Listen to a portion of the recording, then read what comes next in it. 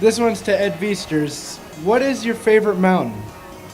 What's my favorite mountain? I have a really hard time answering that. Hard to pick the specific mountain. I gotta love Mount Rainier, for sure. Thanks, Lou.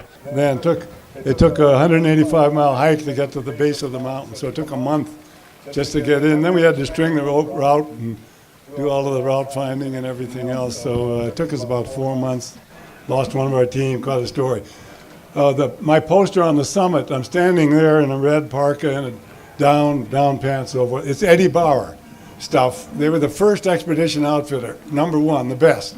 Eddie was a friend. As far as the environmental issue on Mount Everest, what, if any, progress has been made as far as keeping the mountain cleaned off of past expeditions? We once thought we were the only ones that were ever going to go to these places, and back in the 30s when the British were there, and the 50s, and then the early 60s when the Americans were there for the first time, there wasn't any idea that these places were going to become so popular. So you don't litter in church, you don't litter in the mountains. I remember being on the Hillary step on the fixed line and thinking about my uncle going, Christ, there's some exposure here.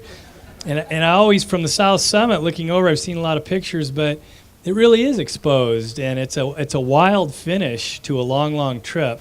And it was very emotional for me. And you know what?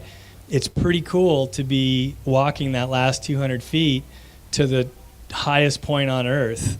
And I thought about it a long, long time, and to finally be doing that was cool.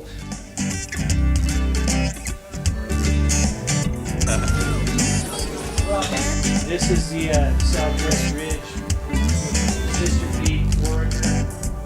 Yeah, that's great. And then also.